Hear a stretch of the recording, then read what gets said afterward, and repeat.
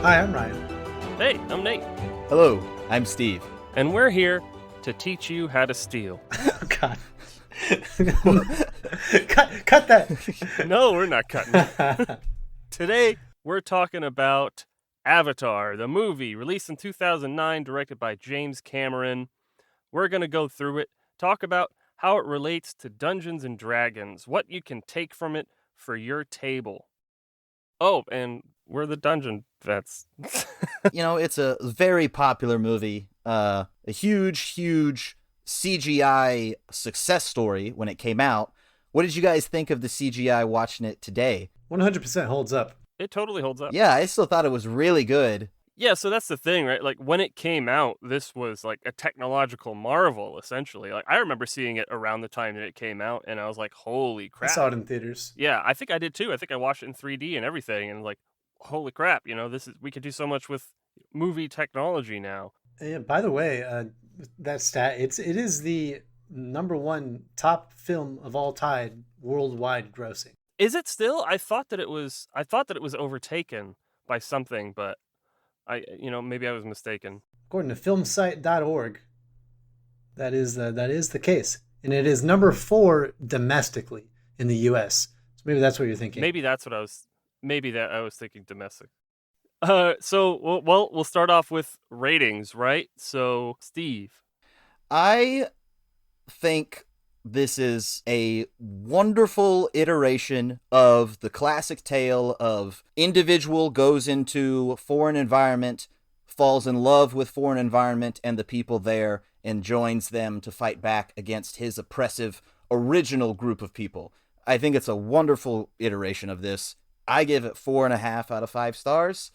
I did not expect to rate it so high when I started the movie, but I truly sat down to watch the story with a critical eye and to also try to equate it to D&D, and everything that I watched with the mindset that I had, I enjoyed very thoroughly, and I found a lot of good use out of in D&D. I almost welled up at times. I was captured by a lot of the emotional moments, even though I've seen the movie before. Yeah, 4.5 out of 5.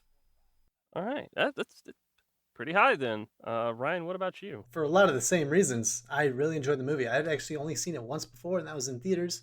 I was actually looking forward to seeing this again because it's been, 13 years? And I just want to say, having watched it before joining the military and now having watched it having been through the military and back out again. Oh, thank you for your service. Oh, well, thank you for your service. Oh, well, thanks, man. Thank me for my service. No, not you. Oh, okay. Oh man, there's some great military stuff we need to talk about. Yeah, absolutely. This is the fact that we're doing this on Veterans Day is it's perfect. But I was just like, man, I'm pretty sure there would be not so many people following these orders as these atrocities are being, atrocified. They're being atrocitied. Atrocified. Committed. As the atrocities are being committed. That's how you say that. And I was like, man, I wouldn't have followed that order. But there needs to be bad guys, and it's just unfortunate that a part of me relates to the bad guys. But even more so, I think all of us can really relate to the main character more because he is a jarhead. We also hail from the Jarhead clan. Ruh. We are of the Jarhead clan. But yeah, no, I'll give it I'll probably give it a 4.5 as well. I loved it. I'm gonna be a little lower than y'all. I think my rating is gonna hover probably around a 3.5. I do think that it's a perfectly enjoyable movie, and it's a perfectly serviceable story that is really, it's not breaking any new ground. We've seen it done a lot before in various iterations, and I kind of agree. It's like, this is a good implementation, a good iteration, as you said, of that. But it wasn't mind blowing as far as like story goes, and that's like, it's not to say it's a bad story by any means. I enjoyed it; it was good, but I don't think it was anything particularly impressive. I think good movies and good content and good D&D campaigns all can really benefit from the adage simple story, complex characters. And I think this is another example of I that. will say, to follow that up though, is if you're talking about taking, some inspiration for D&D out of this, it's perfect. It's great because you can have a pretty like simple, call it unoriginal sort of plot, and then it makes it very easy for you as a world builder or a DM to work with, because there's so much you can adjust from that to make it your own and to add in your own, your complex characters, your other smaller plot lines within this overarching thing that most people are probably going to be kind of familiar with how this kind of story goes. But you can really throw in your own flair, and it's very easy to transfer to a different medium. Yeah, we're probably going to draw a lot of similarities to our Princess Mononoke video, the first video we ever did. But this is very much a nature versus industry, shtick here. A journey, and this, especially if you don't want to do the sci-fi, if you're not a big sci-fi person, you could easily bring this into fantasy. Maybe in your world, instead of the Na'vi, the blue folks, you have elves, and the elves are like that, or maybe Dragonborn are like that, or maybe you have these colonist humans in a Flintlock era that go to another continent, and that continent is like the Na'vi, or like Pandora rather. Wow, that sounds like a really interesting concept for a campaign. Yeah, I wish I had watched Avatar sometime before I ran that campaign.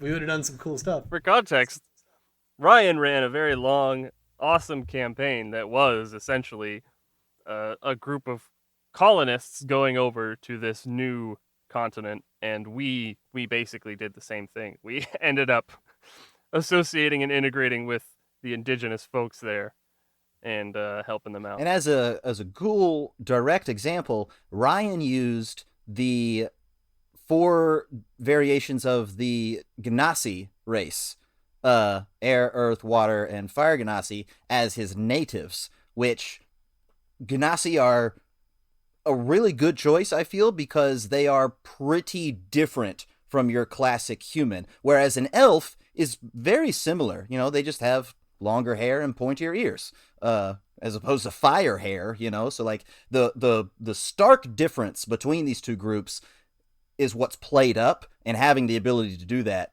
is cool, and it's kind of necessary even. So I think you chose one of the best possible choices in D&D.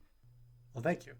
I appreciate that. Not to mention, it makes it very easy to draw from a lot of these, indigenous people's cultural things, like being very connected with the land and nature, because these are literally elemental people who would probably have a very strong connection to the elements around them. Yeah. So smart. Simple story. That's the simple shtick of it. But on Pandora, you actually have these people, the Na'vi, that are connected, literally, with a cable, connected to the Earth, to a real entity, which is something that's super cool. It speaks of wood elves to me. Like hardcore, like deep in the forest wood elves that, when they die, they become the trees, all that kind of thing. Yeah, Pandora is rife with things to steal. Rife with things to appropriate. No, that's not right either. Rife with things to take inspiration from. What did you guys think of the setting? I thought the setting was pretty classic D&D. Let's go into the enchanted forest that has all these crazy animals and crazy plants that are sentient and can attack you and are also magical and stuff like that. If you want to put this in D&D, like, you could just make all the animals giant. You don't have to make new animals. You can just make them huge, a huge tiger, huge rhinos, stuff like that. You can put dinosaurs in there. You can put wyverns. You can mix all of these things together in various ways, and it's just, you can explain it as it's like this magical forest where there is this sort of interconnecting entity, like Ryan was talking about in Awa, that explains why all these weird, fascinating creatures live in the same place. And you can put this anywhere and explain it through magic anyway, really. Let's talk about classes really quickly. Do we feel that it is translatable into D&D. I think Jake's a fighter. I think Natiri is maybe a ranger that is more into the druidic magic sort of thing. Yeah, I agree. Neytiri is a ranger. Jake's a fighter. I think that fits totally in with this theme of like, no, stupid jarhead, I don't want you. I want your PhD brother. But Jake's like, but I get a critical hit on a 19. He's just like, I don't care. I want magic. And when she said that, I was like, man, that is a great backstory. If you are running the sci-fi version of this, I can't think of a cooler backstory than what Jake Sully. Yeah, I agree. It's a very good backstory. His player definitely put some thought into his backstory. Whereas Neytiri was just like, I want to be one of the indigenous, and I'm going to be the princess. That's probably like, the DM was like, hey, I got a big role for you to play here. A large portion of this campaign, too, takes place with only the Na'vi. And so it makes sense to introduce one of the characters through the Na'vi and not through the company or whatever they're called in the movie. That's how Jake gets introduced. I think it'd be pretty easy to have another avatar be alongside Jake as another character, another player character. You know, we see that there are a bunch of them, and they're ostensibly all scientists, right? Yeah, I think so too. But I agree. You could just use Norm and Grace are the other two main characters that get into blue bodies. And you could just make them wizards. You know, they're all about intelligence. Yeah, maybe even like an alchemist artificer. Yeah. So the party is introduced to this new environment. They get to go explore. And so you get lots of cool skill checks and survival-based stuff and exploring this crazy new environment that you as a DM can just go crazy with building. Have fun with it, definitely. And I think, too, that the DM decided that this first interaction was going to cut off the party from the rest of the company. It seemed like it was necessary for the campaign, you know? Yeah, in this case, we would have a couple of Jakes, right? There would be 3 or 4 Jakes being cut off instead of just... Yeah, or maybe Norm and Grace just stay with Jake all the time. Yeah, we wouldn't want to just split the party. That would just make it too protagonisty for Dungeons and Dragons table. What would you guys use as your fantasy analog for Na'vi if you were just going to run a race? We'll say an established D&D race. Honestly, I think wood elves could work. You just kind of adjust that they're taller and blue.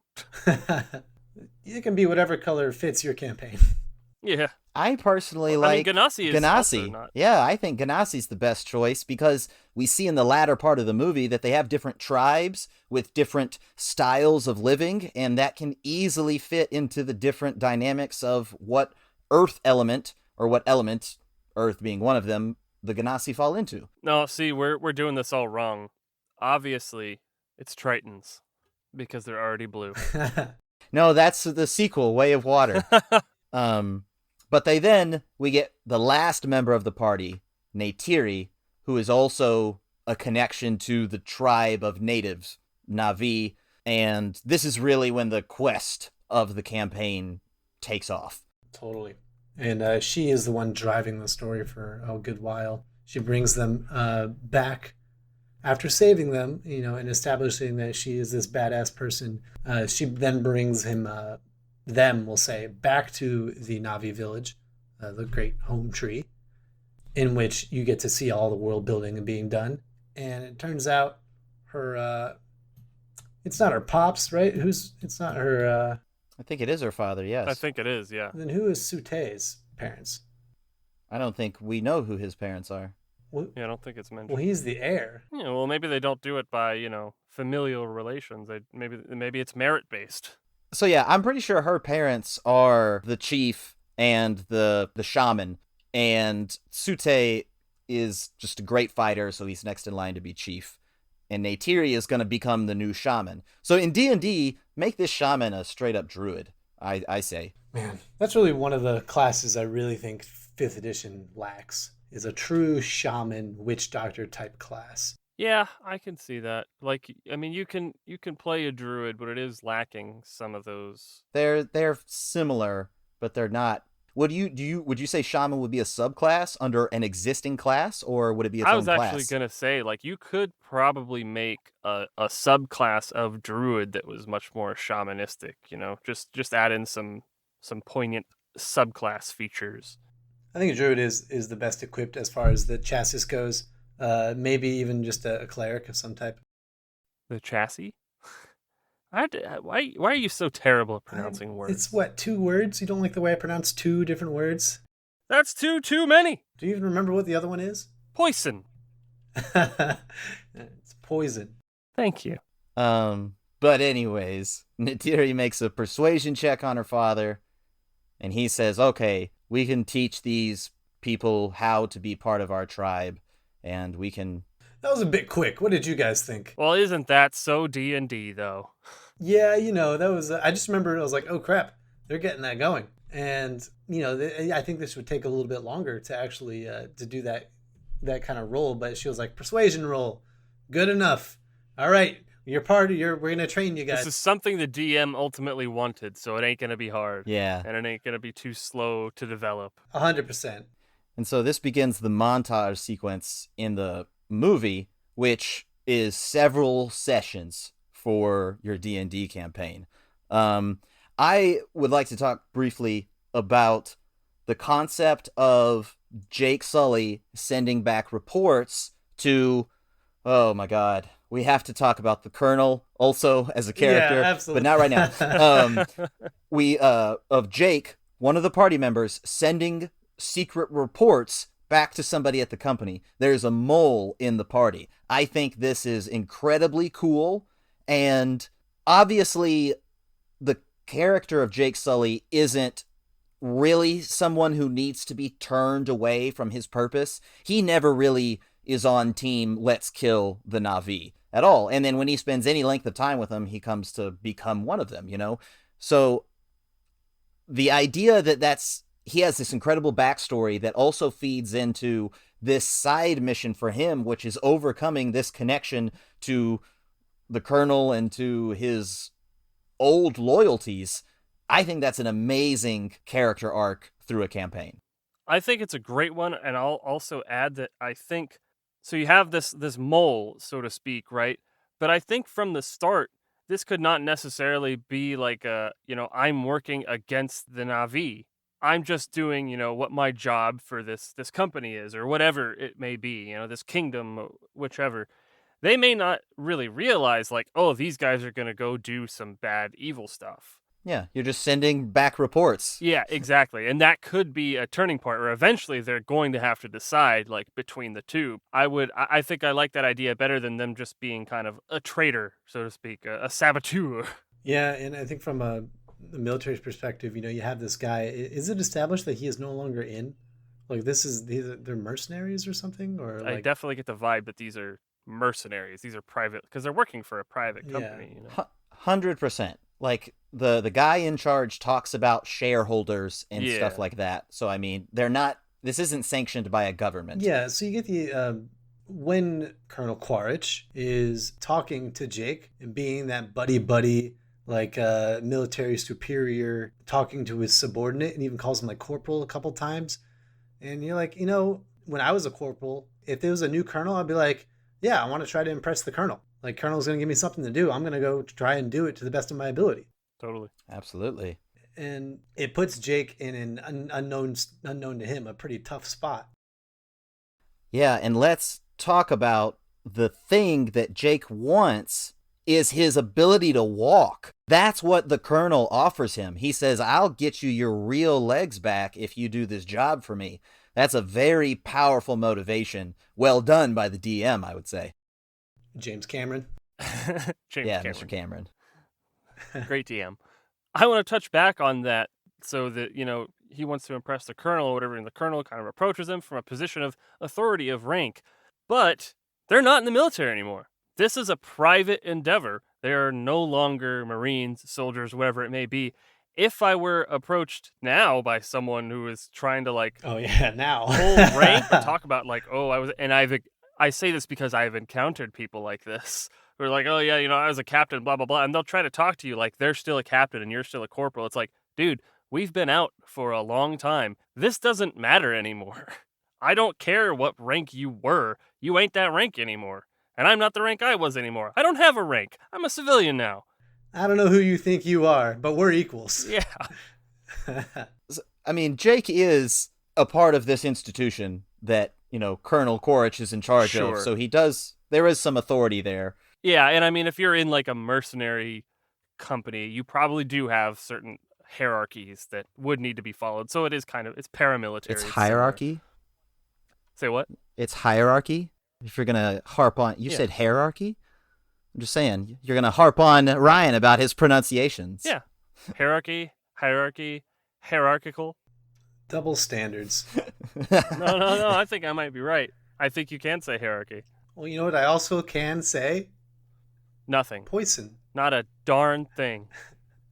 In fact, kick him out of the call. Oh, no. He's running the call. I can't. I have the power. This is Captain Ryan to you. But yeah, having one of the party members betray the party, and I say the word betray now, but that's a little strong. Like, it doesn't have to be so strong. Just having them supply information to the bad guy could be seen as harmless in the beginning, but then comes back to really bite them later. And this decision that you kind of force on them to choose between one faction or the other, it could be obvious which one they're going to pick from the beginning, like it kind of is in Avatar. We know Jake's going to side with the Na'vi. However, just like in the movie, there could still be some pretty significant consequences to choosing that side. So it may not be, the moral quandary that you might want it to be, but it's still a big decision that is going to carry some weight. Like, even though that's a really good point, most people are going to be good. A lot of players are going to end up being the hero at the end, and giving them the option to be turned by something bad or villainous, even though you're fairly certain they're not going to choose it, giving them the option to role play their way through it can still provide a really fun session. So do it, I would say. Also, if you are going to throw an option like that at a player or player character, you need to be prepared for them to choose the one you don't necessarily expect. You need to be prepared for if they choose to go with the big bad evil company. Because if you give them an option, it needs to be an actual choice. And it doesn't mean they're choosing to be evil. That's just what they think is the right thing to do at the time, or maybe they're not really sure. Maybe they don't want the bad guy's ire at that current time. You got to put them in their shoes. They don't know what you know. Maybe they have some leverage or something like that. Like, who knows? But either way, this goes for everything. If you present a player with a choice, you got to be prepared for them picking either of them. Don't take nothing for granted. Yeah.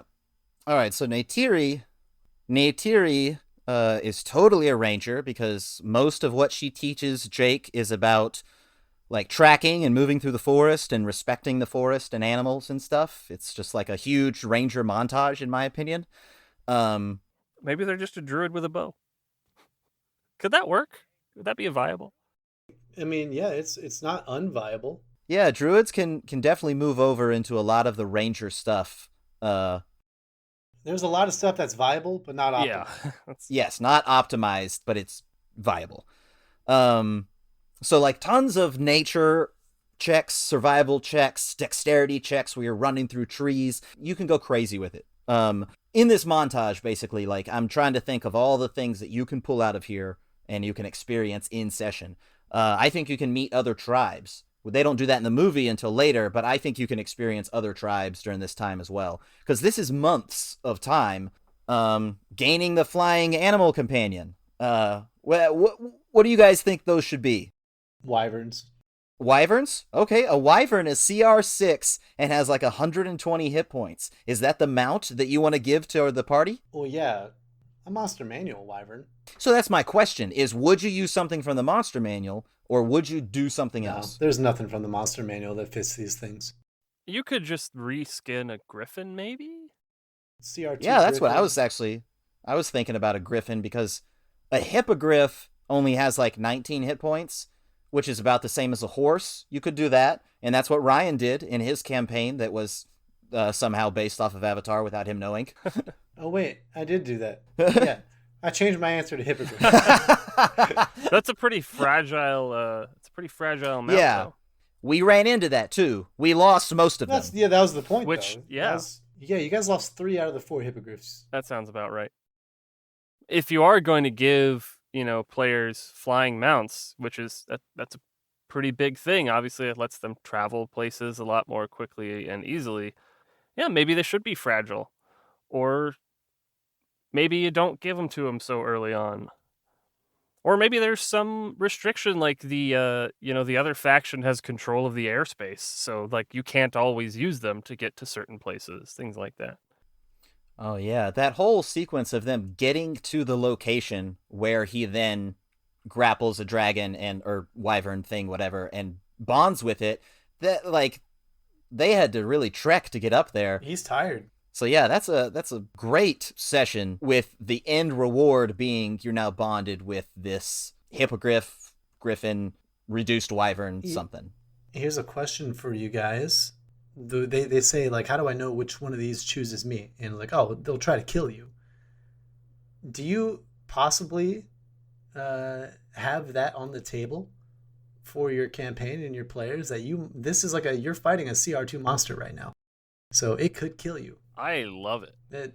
Yeah, possibly losing your character like that. I think maybe we have some folks on standby to help if you get knocked unconscious. That's what I would say. Maybe even the monster stops then, because it's not trying to like eat you or like, make sure you're dead. It's just like, okay, I like you. I'm challenging you. If you can beat me, I'll be your pal. But they don't necessarily go in to like finish them off once they're down. So you don't want those stakes. Yeah. Nobody wants to sit around and watch one of the party get ripped to shreds by the mount he was supposed to gain. That's not a fun session. So there should be a point where the rest of the people, parties, NPC, whoever, step in and pull the unconscious person away. And so say you're not successful, you have to ride piggyback on someone else's. Yeah, that's the consequence. Yeah, which that might be the consequence I would go with, but boy, you got to think about like what's fun for everyone, and like I'd be really bummed. I'd be bummed as a player if like everybody had a mount but me. It would be a little frustrating. Actually, I think I would be bummed at first, but I would probably ask the DM like, "Hey, I would like to try to excel in another way to sort of make up for this lack that I now have in comparison to the party." Try to throw them a bone in some other way, or maybe not right then necessarily, but give them another chance to get them out. Maybe they encounter a different kind of mount. Yeah, maybe you get a Thanator. Yeah. I really like the idea of giving the player an opportunity to fail at this, because there are other things that you can do than fly. Like instead of having the flying mount, you have a riding lizard that can scale buildings and ceilings or something like that. So give them another opportunity, but another opportunity that only comes around like a week later or so, something like that. So you, as a player, you have to go through a couple of sessions with no mount where the other people have mounts. And that's the consequence of your failing your rolls or what have you. But then you get another chance later so that you don't have to go through the whole campaign that way. There should be consequences for failure, but you should also make sure everybody's having fun. Agreed. This is the know your players part of the episode, I guess. Oh, yeah. Just make sure some people are just going to get real bummed that they didn't get the mount that they really wanted. And, if you have someone who's really going to take it hard and it's going to seriously impact their enjoyment of playing, maybe just give it to them.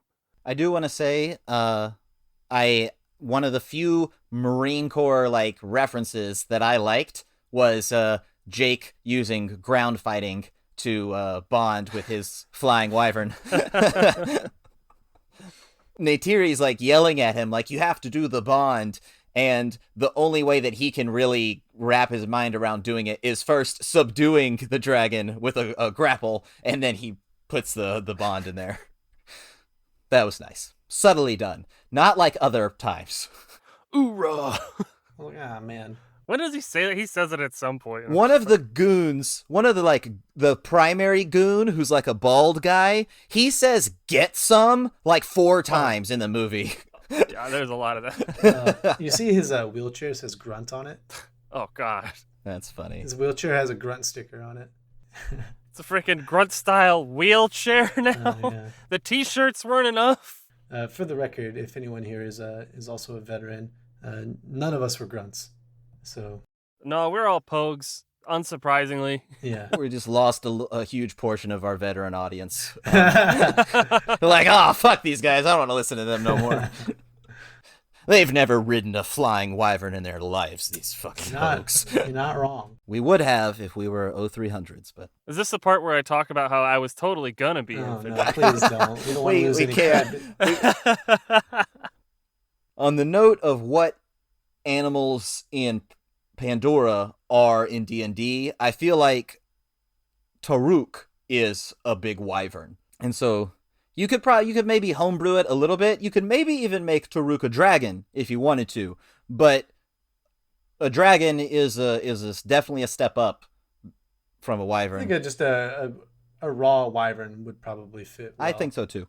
Depending on what you use for the other mounts, if you use wyverns for those or something, or griffins or whatever it may be, just a step up from there. Could be a wyvern, could be a young dragon even, maybe, if you made the original mounts, a little more beefy. It could also just be a hippogriff with more health and more attacks. True. Reskinning existing stuff is certainly a lot easier than making your own. Yeah, as tempting as it is to just homebrew something, which is it's always an option. But it's more difficult than you might think to make something that is balanced properly for the game. There is, to that sentiment, the in the Flintlock campaign, the big antagonist was this basically this Mayan bat god that was brought into D&D. And you know how we had those bat creatures that were all everywhere, and we had the bat dogs. the Sots. Yeah, the Sots, based off of the Mayan god Kama Sots. But you know how we had the bat dogs that you guys would fight every now and then? Yeah, we used to play the terrifying music every time they showed up. The scary music. That's it was a good theme. I don't think I've quite hit a theme quite so good since. But those were CR2 polar bears. Oh, no kidding. Oh, wow. Never knew that. They are CR2 polar bears with like true sight or like a blind sight because they're pats. That's basically the only difference. But you guys were 6th, 7th, 8th, and all the way up until 12th level when you guys have been fighting them. So CR2 was no really big deal. But in the beginning, well, for some of us. Oh yes, they're also called bard killers. That's true. They killed a bard. They did kill a bard. Who played that bard again? I can't remember. Yes. Sorry for your loss. Don't worry, he will live on in prose.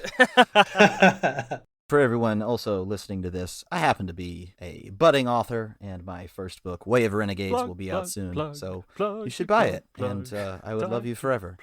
This podcast was brought to you by The Way of Renegades, a new Flintlock fantasy book written by Stephen D. Wall from Dungeon Vets fame. Are we going to do an episode? Are we going to do a book talk on Way of Renegades? Yeah, I mean, we should. What could we take from this book to use in D&D? Oh no, that's a good point. That does, yeah. A D&D campaign to a book to a D&D campaign. Yeah, maybe we could just talk about the concept of creating a story from a D&D campaign, because that concept isn't super popular. A lot of people, because of like the Malazan books, a lot of people are just like, I was about to say, oh no, it gets too complicated, and D&D isn't always a cohesive story, and yada yada yada. that's because Erickson's complicated. That's true. Yeah, he didn't try to make it simpler at all. No. I definitely do. Was the hold on. Sorry, the Malazan books, were they? Yeah. What's their association with D&D? They're based off of a D&D campaign that Steven Erickson, is that his name? Steven Erickson played in. I got that feeling from what you're talking about. I want to confirm. I did not know that. I've been recommended those books a lot, and now I really want to read them. I do think you would probably like them, Nate, because you liked Wheel of Time, but Wheel of Time's certainly much, much better. That's where a lot of the recommendations came from, was people I talked about who are also Wheel of Time fans. They said, oh, you should check out Malazan. The people who are like diehard Wheel of Time fans like Malazan because it's very complex. You have to pay attention. There's a very steep learning curve for the world, which, you like. When I have a chance to read something for personal enjoyment again, I'll check them out. Never. Yeah, we won't be doing it for this. And thank you, A Way of Renegades, for sponsoring our podcast. Back to Avatar. Yes. Thank you. Yes. I thought that the scene where Jake goes to the Tree of Souls and ends up having sex with Neytiri, I thought that scene you could keep that scene in D&D. Just take out the sex part, unless you want to role play that at your table. Go crazy. I don't know about role play, but you could still have it in, like, fade to black. I don't want to role play through the game. Come on, you know what I meant. Honestly, if there was one way to, like, do a sex scene in Dungeons and Dragons, this might be the way to do it, where you just say, oh yeah, they connect their ponytails together, and that's how they do it. That's how they mate. Did you catch in the beginning when he's still, like, playing around with everything? He's playing with his tail connector, and Dr. Augustine, Sigourney Weaver, says, "Don't play with that, you'll go blind." Yeah. I did not remember that. That's pretty funny. Yeah. Which makes everything so much weirder. Just Jake's just going around like, what can I put my ponytail dick in? What can I plug into? I think, though, that this scene is something that could still be used as a way to strengthen Jake's or the party's bond with the Na'vi and with Awa, who is also, Awa's obviously the DM, right? And, well, this scene in the movie is he chooses Neytiri, and by extension, he kind of chooses the Na'vi. And he wakes up the next morning with the dozers crashing down on him, and this immediately starts his, like, very fast descent into, I am betraying the company and the rest of the humans, and I am fighting for the Na'vi. So this scene, I think, is important in D&D, too, but it could be between the party and Awa instead of between two party members in Jake and Neytiri. And you could communicate with Awa to some extent.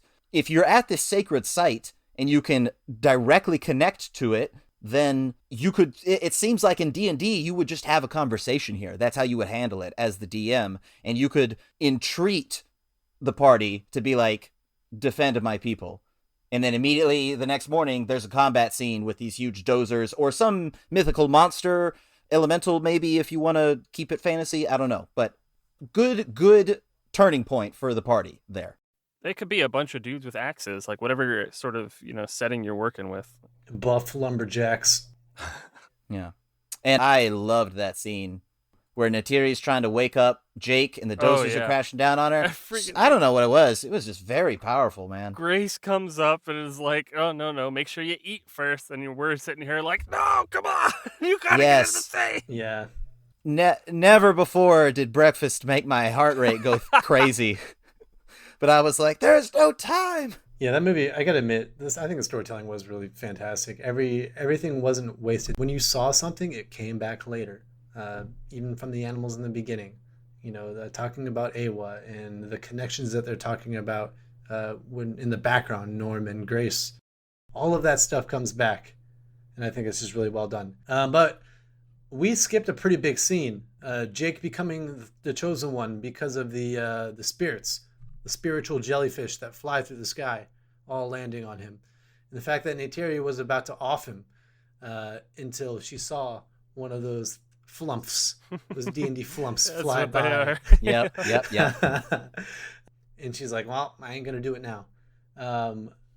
How do you guys, would you skip the chosen one scene in D&D, or if you weren't going to skip it, how would you do it? I would say the party, not just Jake. So funnily enough, chosen of the elements, anyone? Yeah, that's why I don't think I did the best job. And I have in the campaign. I don't think that was like a huge misstep, but I do agree in that, like, I don't think I would do that just because you might have player character deaths. and then what? Like, oh, but your new character is also a chosen one. It just kind of loses its weight after a little bit. So I think I'd probably just Yeah. avoid it. People die. I think that there are better ways to do it than saying the deity of this world is protecting this person and using them to channel their will. Instead of it being more like, you are the chosen one, destined to do whatever, it's more you focus on the need at hand.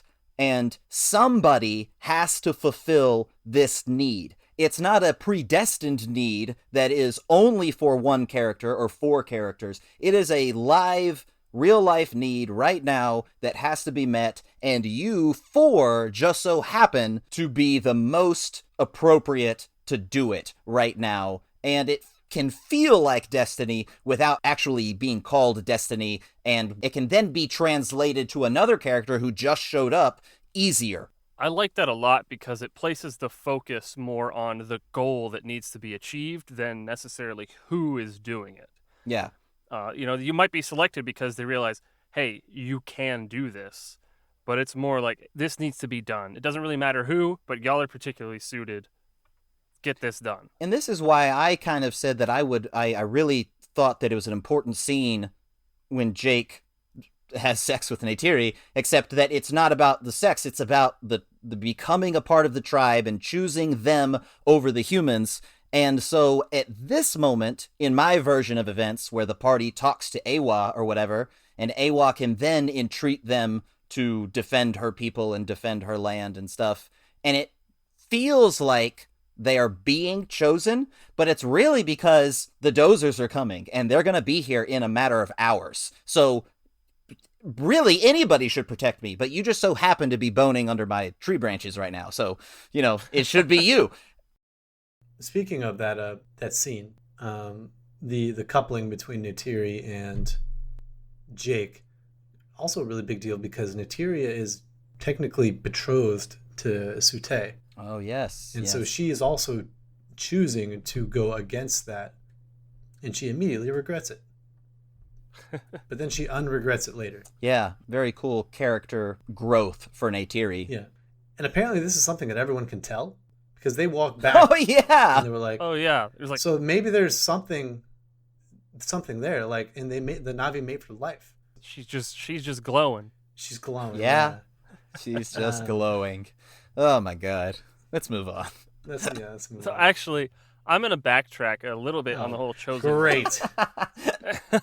Oh, okay, on the chosen one thing. on the chosen one thing. No, I will say, like, if you want to choose this to be a moment, a big character moment for one player, that could be done. I think that could be kind of a reward or a special thing for them in particular, but don't make it such a thing that if they die or leave for whatever reason later on that it ruins anything. But it could be like a special thing for one PC. And don't change the power dynamics of the party. Yeah, don't. I'm the leader now. You saw the flumps. They came to me. You can have a leader of the party, but just don't have a protagonist. Yeah. Very true. Anyway. So this begins the first of our big action sequences of the natives versus the company. And the company rolls out their superior tech. Preemptive strike.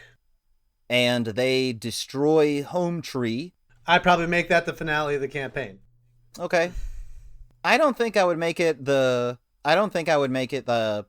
conclusion of the campaign. I wouldn't make it, and it's not really a fight. It's not really a combat encounter. It's more of a escape skill check type of encounter, because the things that are rolled out here versus the Na'vi are just way, way too strong.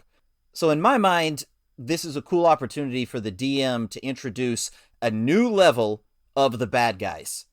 Like, the bad guys have probably changed a little bit. Your campaign is now protect the Na'vi, help them against the humans. And you now have to contend with the fact that the humans are way more powerful than what you have been previously experiencing in this campaign, fighting other tribes or fighting animals in the forest or anything.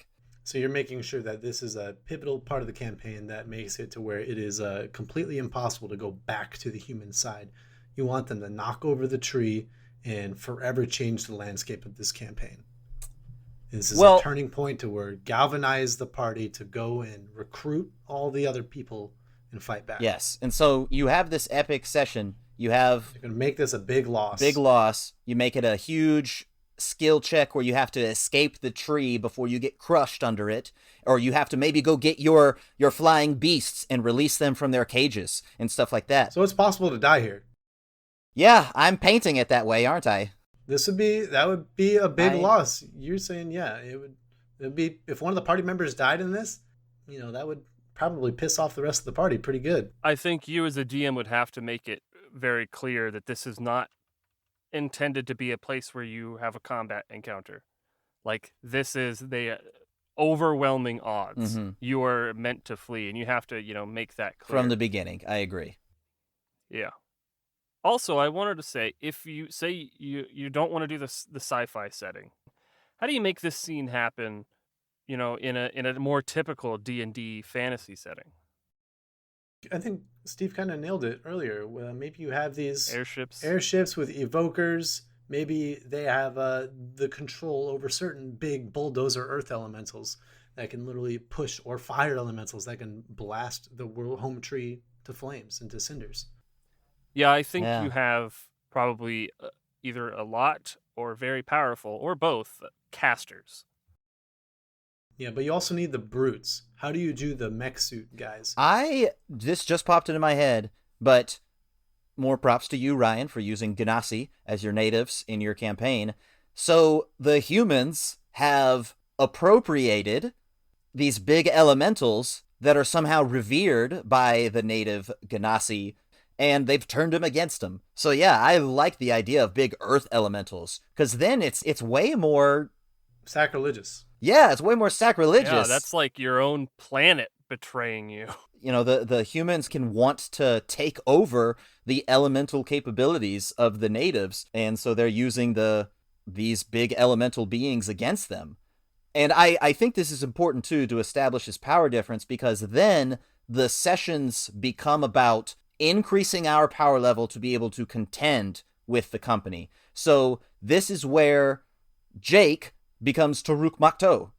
The party has to travel to somewhere, combat a dragon or wyverns, what have you, and then now we have dragons or wyverns or what have you to combat against the elementals that they have. Maybe the whole control over elementals thing, maybe that's the reason that they've come, maybe that's the resource they want, is those elementals and controlling them. Maybe they have their own conflict going on in their own lands, and they're like, oh, this will be a huge advantage for us. We want to grab these.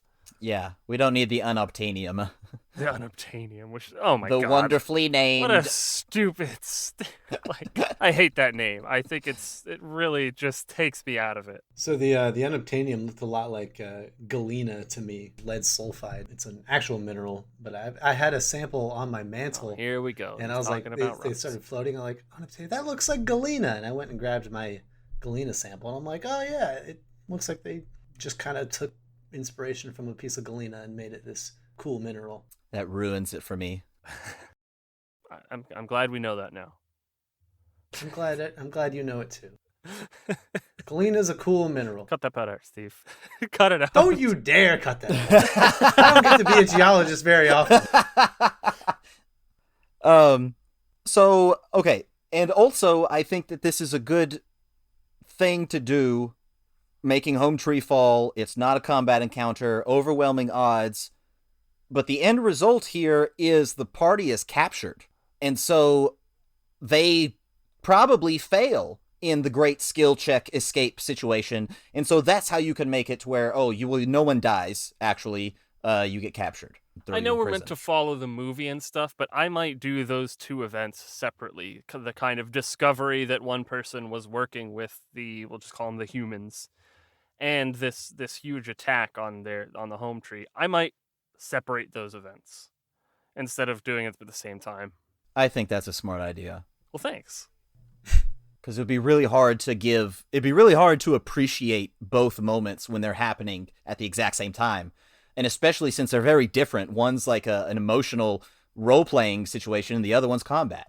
But eventually, they realize that they got to go and redeem themselves in the eyes of the people, and so they get the most qualified person in the party to go tame Taruk, and that happens to be Jake Sully. Jake Sully tames Taruk. People start to listen to him. He does his motivational speeches, rolls good on his charisma and performance and persuasion checks, and they send the NPCs, or if this were you in a campaign, the PCs, to go and get all of the other the tribes together. Yeah, maybe this is that moment for the character who couldn't tame their mount at first. Yeah, and maybe you have one of your characters who is from a certain tribe. Maybe he's from the horse tribe, yes. Or maybe he's from the mountain tribe. This is why I talked about having tribal negotiation stuff earlier in the movie, in like that montage sequence, because then you can bring it back around and you can come to them now as like, hey, look, we're dragon riders, we're uniting all the tribes against this threat. You should listen to us. And the idea would be that they would never listen to you unless you go become a dragon rider first. And so that is a arc right there. We have to go tame a dragon, and then we have to go use said dragon in this new arc to convince people to join us. Alternatively, if you wanted to lengthen this sort of part, they could have to, prove themselves to each tribe in their own way, do something that's, maybe they aren't dragon riders, maybe they're water folks or they're fire folks, and you have to do different things to kind of prove yourselves to them first, and then they'll be convinced to join you. If you want this to take longer, if you want more sessions out of this. It's a good idea. Agreed. But yes, now we get into the final battle. Yeah, and so I think you can run this as just a normal big open field battle. I think that this is pretty, the monsters of the Avatar, or the Na'vi versus the monsters of the interlopers. And there are a few things that I think are absolutely necessary to hit, is at least some form of a 1v1 between Jake and Quaritch, or his former patron, or his former master. You have to put that in somewhere. That's going to have to be railroaded in or something. And maybe you just wait for the right opportunity where Jake is alone, the player Jake PC is alone, and you drop him in. But that has to happen. So you think it has to be a 1v1? Jake can't be representative of multiple peoples in the party? Well, Jake's the one who in the party who is associated with Quaritch. But there should be a 1v1 for a little bit, and then everyone else can be thrown in. Or maybe it happens the opposite. He's fighting everyone, and then it goes into a 1v1 with Jake. Yeah, so the mole character has an opportunity to confront his decisions of being a mole, basically. Yeah. Yeah, okay, this is cool. And this is a person who already has a vendetta against Jake. Yeah. Because he's a traitor. You talked about getting them kind of one-on-one, and that we've talked about like how to run big battles, but this one, the party splits up, it seems. If you talk like Neytiri, Jake, the pilot, I can't remember her name. Trudy. She's gone.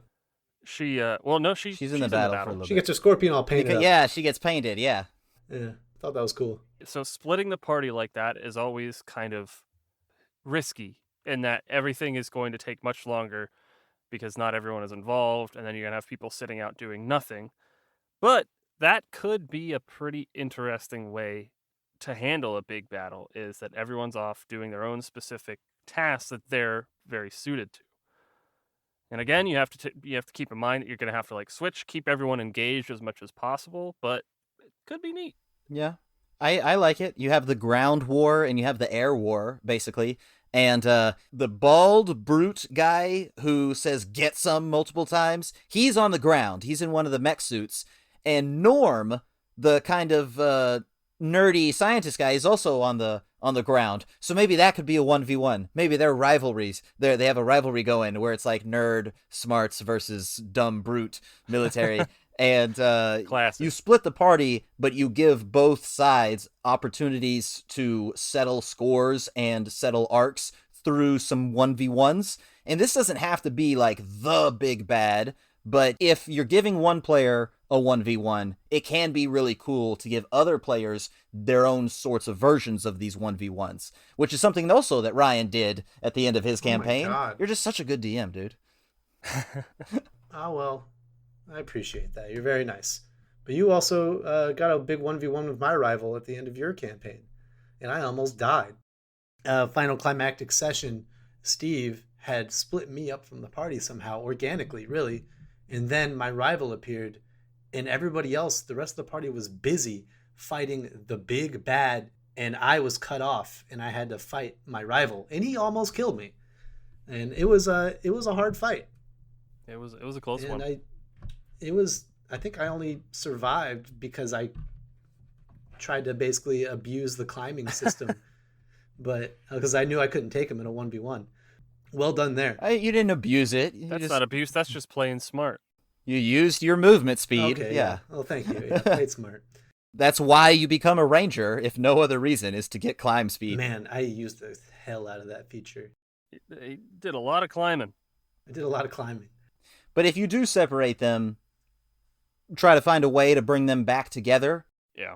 Yeah, I think the big advantages are, A, like we already talked about, you can give these characters their sort of one-on-one moments, their, character-specific things, and B, is you get a lot of different perspectives on different parts of the battle. And you can kind of, do that cinematically. Honestly, yeah, this fight was, I think you split up the people who have the flying mounts who have survived to the end. You have them do all the aerial stuff, and then you have the cool ground stuff. In this world, we've seen that you can basically every animal, all the pseudo mammalian animals at least have this Ponytail dicks. The ponytail connection port. Biological USB. At which point everyone is accepted as one of the people, as one of the Omatakaya. You can start making religion checks to Awa. And during the fight, Awa is this living entity that is like, all right, we're losing. I'm going to take all the animals and throw them at the enemy, at the humans. And all of the animals, they are all part of Awa's influence. They all have the same connection and ostensibly ponytail dicks. That's super neat. So that's very satisfying if you have a cleric or a druid or someone with a connection to this Awa entity. Very satisfying for them to sort of plead with it and see something happen out of that. And then Neytiri, for instance, who maybe is not the one who pleaded with it, they also get a chance to do something real fun in that, oh, cool, this thing's gonna let me hop on it now. I get to be part of this too. Fun for everyone. Fun for the whole family. Yeah.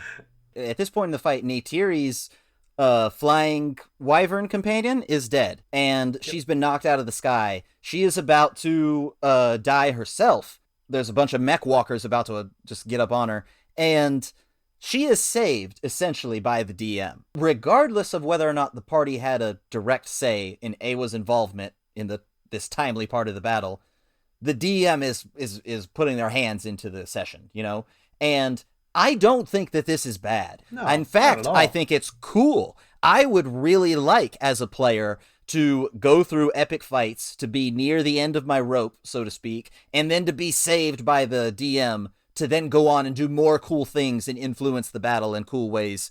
That being said, if I'm holding off, to save everybody else, and I'm successful in holding a bridge so everyone else can get away, let me die.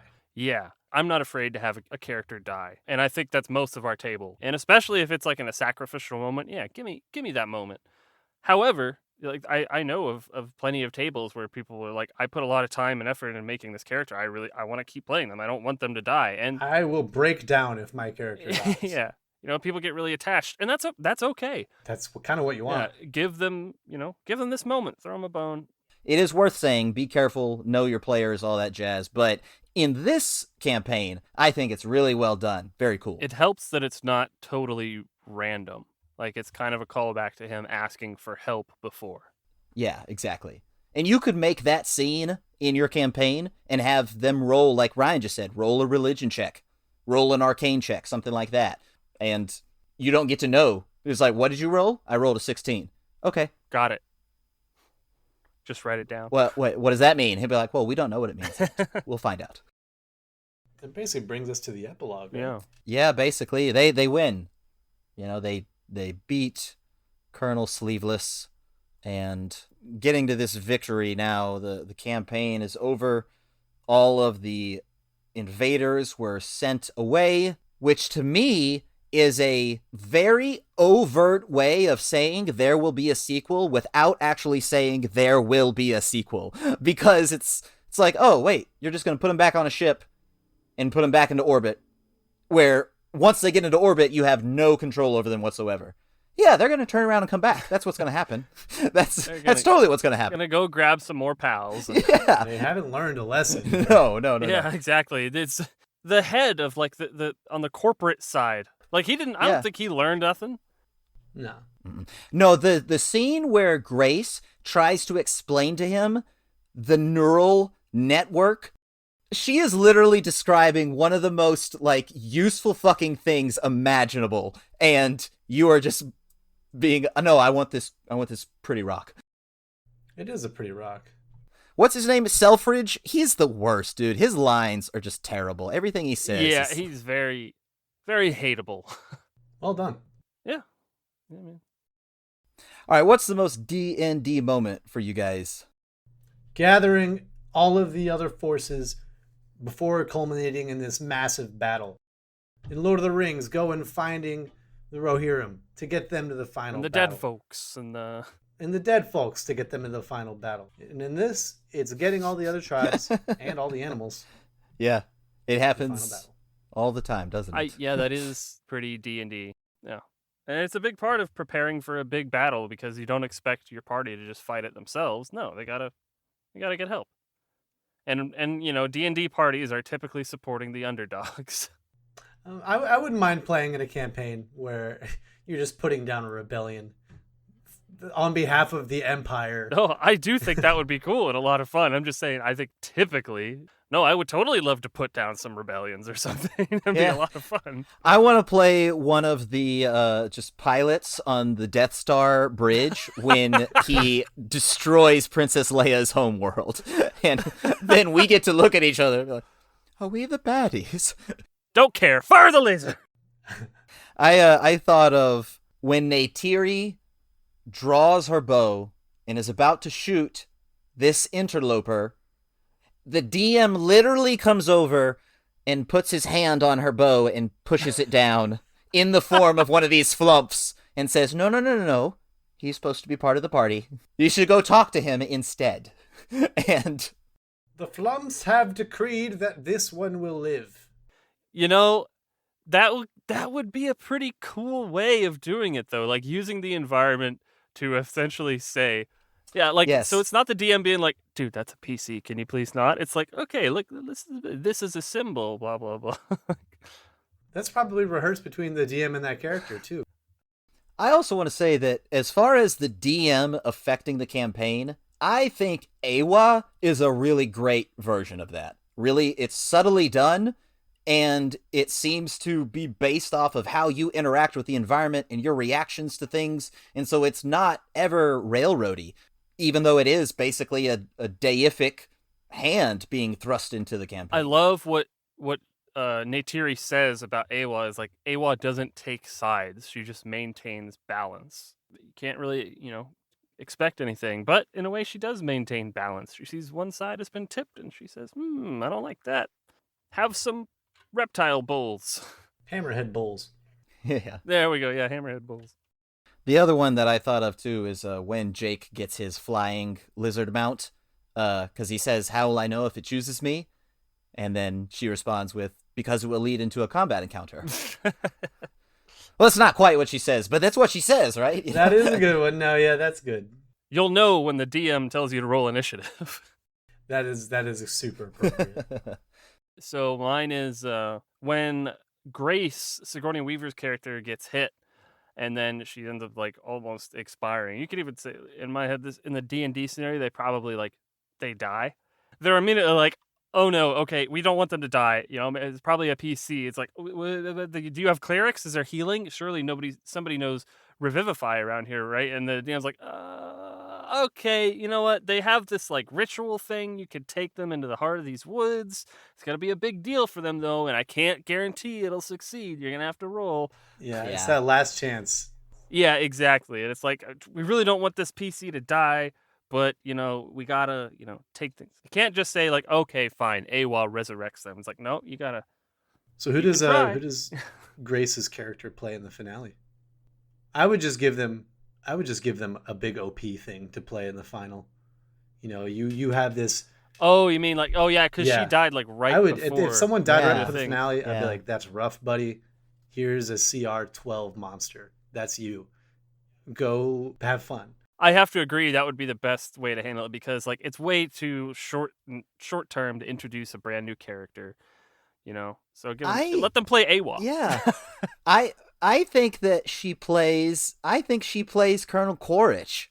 Oh, there's an idea. That's cool. Because Colonel Quaritch is very competent in and the very fight. hardy. Like, he does not go down easy. Yeah, he does not go down, and every decision he makes is impactful against the Na'vi side.